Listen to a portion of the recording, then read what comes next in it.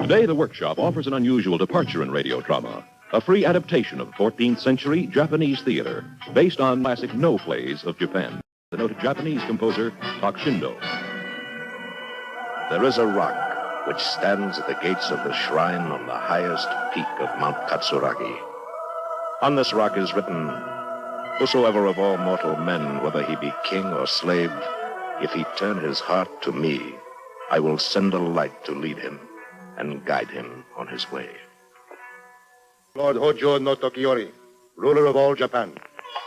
But today my heart is heavy. The prayers at the temple are of no avail against the illness that has overtaken my wife.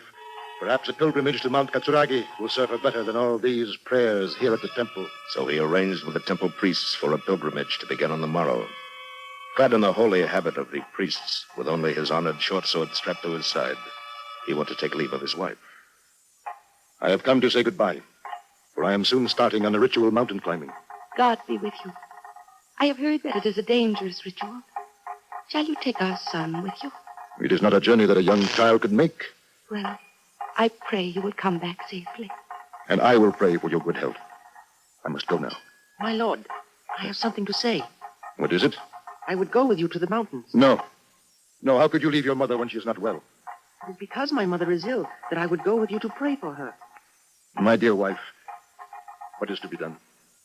Wakamaru, when your father leaves, I will have none but you at my side. This is all as you say, yet nothing shall move me from my purpose. I must climb this difficult path and pray for your health in this life. They saw no plea could move him, and so they set out. 80 or more, priests, pilgrims, the ruler of all Japan, and his son. The way was rough and tortuous, the elements showing no respect for the pilgrims, nor the ruler of all Japan. For the winds howled and the thunder rolled down from the mountains. The rain and the sleet wetted them so that they were all a shiver. And then the hail that smote them, and they all cowered in the shelter of the rocks. And Lord Hojo no Tokiyori, noticing his son faltering more than the rest, ordered the pilgrims to halt and take shelter. We have climbed so fast, we are already near the summit. We will stay here. What is it, my son? I do not feel well. Quiet, my son. Let not the priests hear you talk so, lest the spirits of the mountain take offense at our coming. Perhaps you are merely tired because you are not used to climbing. The priests and the pilgrims grew restless, and as they grew restless, they grew fearful.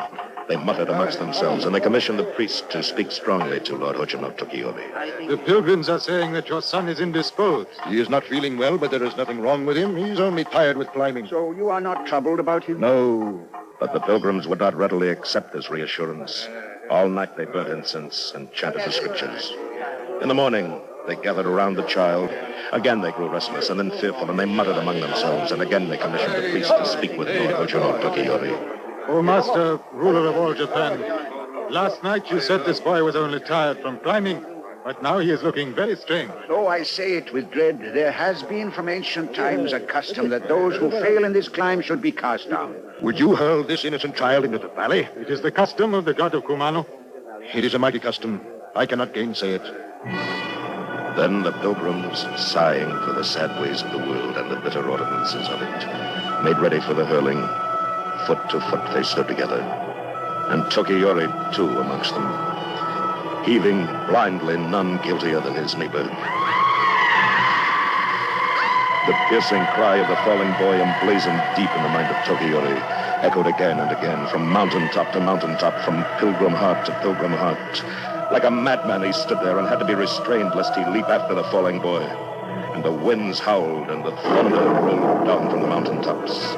And to dedicate himself to eternal earthly wanderings until his flesh became spirit and merged with the like of his son. He unbuckled his honored short sword and flung it far into the valley. And then, as a lowly priest, he set out on his lonely wanderings and would brook no one addressing him as Lord Tokiyori. And soon no one any longer knew him as Lord Tokiyori, ruler of all Japan. 4 years pass. 4 years of wandering. 4 years of not forgetting. 4 years later, he again found himself in the valley at the foot of Mount Katsuragi. Ara, it is snowing again. I must seek shelter here. The curtain of snow parted, and there, not many feet from where he stood, Leos. He knocked and called. Is there anyone in this house? Who is there? I am a pilgrim. Pray let me lodge here for the night. That is a small thing to ask, but we have no lodging fit for you. We cannot receive... No. I do not care how poor the lodging may be. Pray, let me stay for this one night. I am sorry for it, but we cannot shelter you. Peace be with you. I will go my way. Alas, it is because in a former life we neglected the ordinances that we are now come to ruin. Please let him stay. If you are of that mind, why did you not speak before? Holy man, we will give you lodging.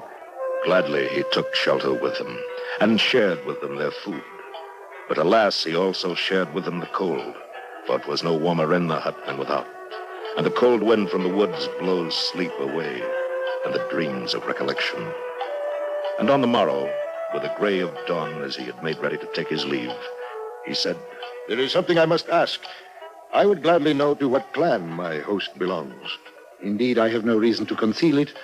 Know then that Soneo Gendiamon, Lord of Sarno, has sunk to this. How came it, sir, that you fell to such misery? And thus it was. Kinsmen usurped my lands, and so I became what I am. Why do you not go up to the capital and lay your case before the Shiken's court? By further mischance, it happens that Lord Hojo no Tokiyori himself is absent upon pilgrimage below these past 4 years. And yet, all is not lost. For on the wall, a tall spear still hangs, and armor with it, while in a stall a steed is tied.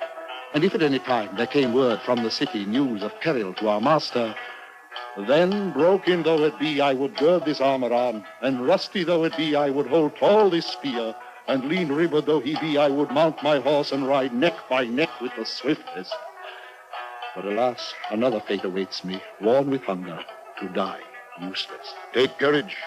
You shall not end so. If I live, I will come to you again. Now I must go. Then take this boy I call my son to guide and protect you on your way. Yes, I am strangely drawn to him. He is like my own son had he lived. You have good cause to be proud of him. As much as if he were of my own flesh. 4 years ago, we found him wandering in the valley. Strapped to his side was this honored sword. And then Tokiyori knew that his pilgrimage was over, and he embraced the boy. But he did not reveal himself, but merely said he would be glad to have him as guide and protector. And he turned to Soneo and his wife. Though my longing bides with you, You leave us? farewell. You have made me happier than you know. Come back to us soon. He said no more. He went his way. He sad to leave them and they to lose them from their sight.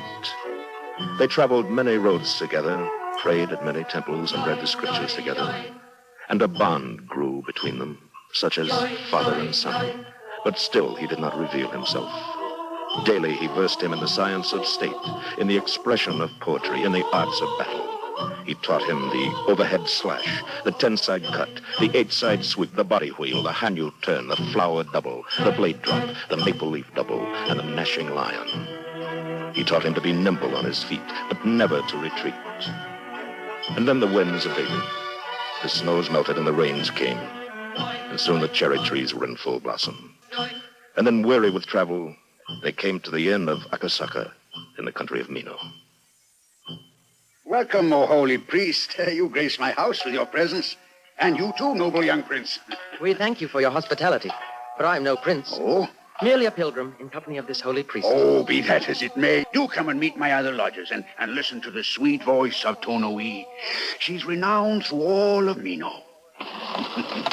Pleased to meet Kichiji and Kichiroku, merchants of Mino. I'm sure they will pleasure your presence on the journey tomorrow. You are many times welcome, for this area is infested with robber bands who prey on merchants such as us. We cannot hope to outnumber them, but perhaps they will not impede our journey if we travel together with a holy man and so stolid a young protector. We join you gladly. This sword that serves this holy man shall serve you as well. Then join with us in some food and wine. It seems the geisha girl would approach us. Come closer, girl. What would you say? I have words of warning for you. Then speak without fear. We listen readily. Be on your guard, gentlemen, for the outlaw Kunosuke has got wind of your coming and the gold you carry, and has sworn to set his brigands upon you tonight. All is now lost. What are we to do? How can we defend ourselves against the hordes of Kumasaka? Let them come in what force they will. Yet if one stout soldier go out to meet them, they will not stand their ground, though they be 50 armed men. What can one mere stripling do against so many? Perhaps we can trade them our gold for our lives? Nay, you shall walk over many dead bodies ere you have to give up your gold or your lives. Holy man, give me your blessing ere I go. Go, my son. Go with God. And remember well the lessons I have taught you. And know this, too, ere you go. 4 years ago, my son was lost to me. But the gods were kind. I found him again in Tsuneo's house. The boy embraced his father, and then turned to the others. Now arm yourselves as best you can, and wait here. I will go out to meet them. And while he spoke, evening passed to darkness. He found himself a place where only 3 or 4 could pass abreast, and waited. The night was still. No sound but the crickets and the quick breathing of the boy. The moon was bright and cast many fearsome shadows around him. But neither evil spirits nor evil men could chill the heart of little Ushiwakamaru, son of Lord Hojo no Tokiyori, ruler of all Japan.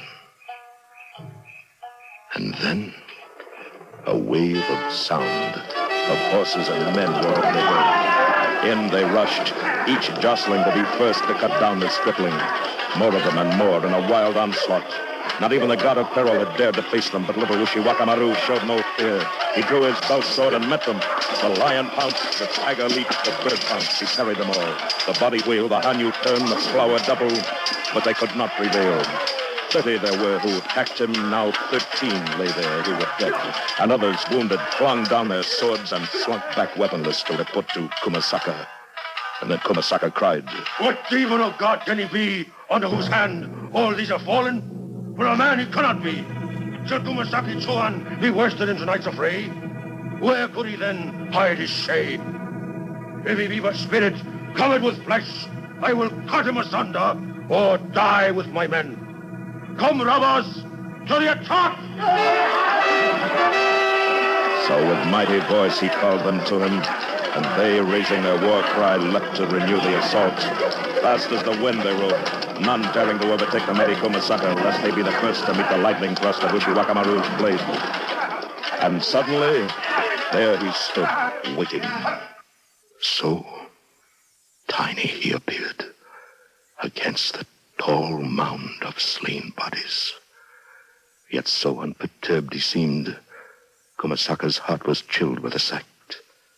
But he measured by eye Ushiwakamaru's 2-foot blade against his 5.5-foot sword.